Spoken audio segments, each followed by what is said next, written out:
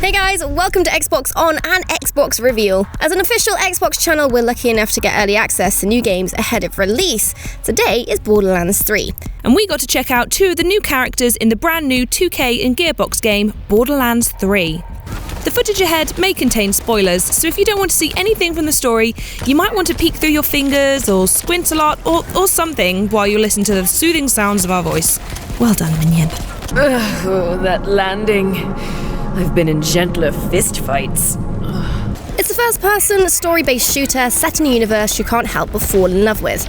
Choose a character, decide what perks you want to level up in their skill tree, and go out there and explore, you little scamp you. Loot literally pours from toilets in the games. Whether or not you fancy touching it after that is your problem to deal with.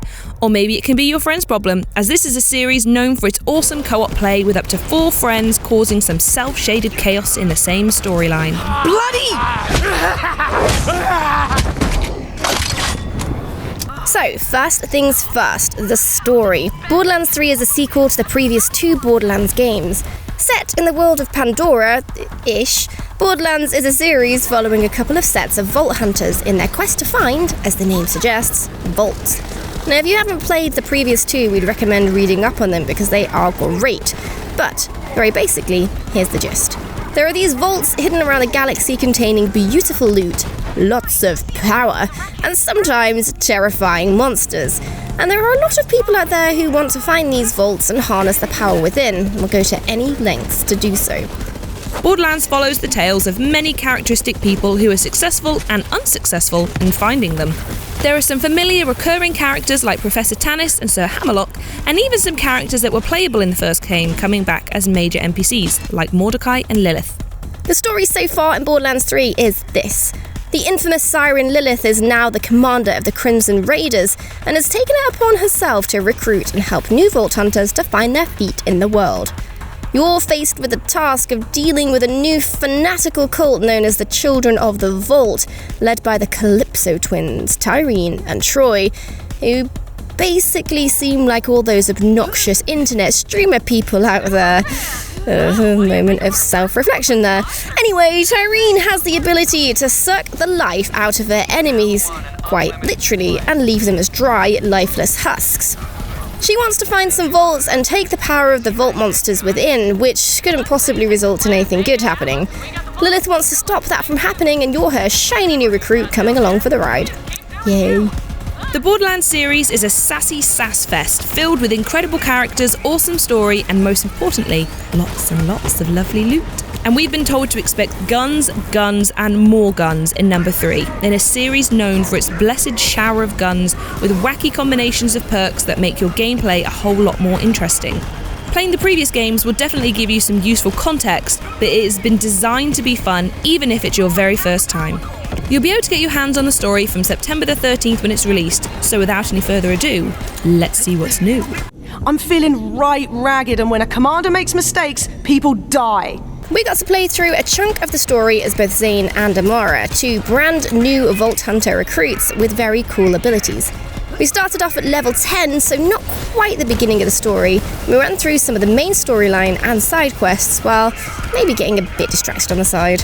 Maybe. First things first, it's Borderlands. It's the Borderlands you know and love in all its weird, wonderful glory, except the chaos has been ramped up to 1 billion. It's bigger, it's crazier, it's more ambitious, and Randy Pitchford said that they've tried to stay faithful to what fans already loved while giving us even more of that goodness. The guns and abilities are even more ridiculous somehow. It's had 5 years in the works with time to perfect and polish, and it shows in every detail and improvement to player experience that's been brought forward, which we'll get into very shortly.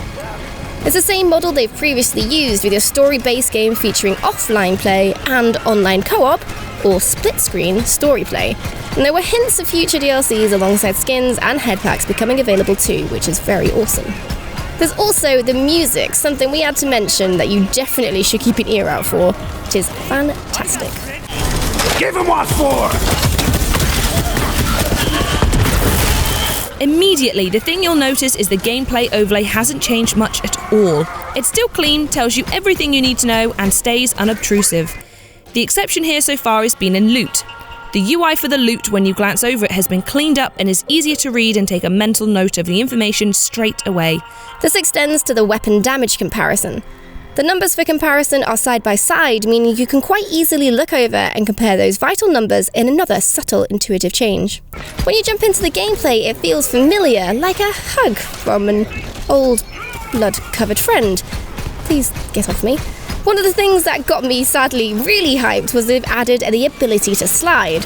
I'm a slide addict, so the fact I can slide around in Borderlands now is fan-frickin-tastic. Alongside this, another core gameplay mechanic has been added in the form of mantling, aka climbing up to high ledges, letting you hit those harder-to-reach places quickly and smoothly. These are two things that really enhance your gameplay experience in awesome low-key ways. Thirdly, you can interact with your environment a whole lot now, something never seen before in Borderlands games. If you see a funky barrel, you can give it a melee and send it flying, knocking it into your enemy's paths to cause extra damage and grab yourself some style points in the process. Certain environmental areas will interact with these. Oil patches will set on fire, for example, giving you the opportunity for more strategy and complementing the new movement abilities. The cover you hide behind is now degradable too, and that goes for your enemy's cover too. Bullets can penetrate the walls and eventually break parts of them up, leaving you or your enemies vulnerable. And how have we avoided talking about guns for this long? The guns are absolutely mental. The trailer promised us insanity when it came to the way you shooty shoot, and they've definitely delivered on that count. The first new gun feature is Alt Fire. One of the new random perks your gun might roll with is a new setting that gives you the option for alternative fire. Say you have an assault rifle gun type. It might have an Alt Fire setting on it that will enable you to fire grenades or homing missiles out instead. This means the potential number of loadout combinations grows enormously. The Alt Fire mode is quick and easy to switch between, just pressing down on the D-pad, so you could effectively have like 6 gun types going on at once, which is, as we said before, absolute madness. Next up, remember Tediore? And how rather just than reloading like a boring old gun, you just lob it at your enemies instead like a weird grenade? Well, they've taken that sentiment and fully run with it, literally.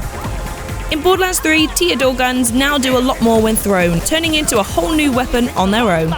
And that's where our good friend the gun with legs comes in. You can give yourself pretty much an army of guns with legs, all running around like shooty little minions, and it is glorious. Guess you'll never truly run out of ammo. Perk trees have had some subtle adjustments. Rather than having the one main primary action skill perk in each tree, you can now pick between 3 of them. The perk trees have been pared down a little, but you can now add augments to the skills which affect the way they can be used. For example, adding an elemental aspect to the damage. For those who really like to dive deep into theory crafting and perfecting builds, this is a huge new factor in figuring out the optimum setup. Next up is a big one for the co-op players. Playing with friends can be incredibly fun until you play with that one loot goblin friend who runs straight to the loot boxes and takes all the cool stuff, leaving you for second pickings.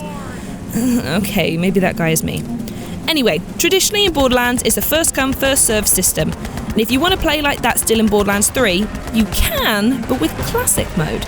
But if you want to let you and your buddy get some cool ass loot, there's a new mode that gives you both separate loot instances. This means the loot you find will be scaled to your individual level, will be unique to your finding it, and can't be taken by anyone else in the party. You have the choice over how you want to play, and that's just freaking rad. As you've made some powerful new enemies, there are of course some new faces to blow off in battle. Alongside the usual hordes of psychos and other familiar foes, you'll now find new lads like the Fanatics and Tinks, and they all fit in very, very well to the original roster. And for the first time, finally, there are female psychos! Finally, I can be someone else's meat bicycle. Gearbox have also increased the number of mini-bosses you might encounter, and you can guess they'll be bringing bags of personality along with them. Here are some other new additions we've learnt about. You can revive NPCs, and more importantly, they can revive you too. Remember Sanctuary? That eventual island you and your band of misfits called home? Well, Sanctuary has a whole new intergalactic look. And that's all we're going to say on that regard.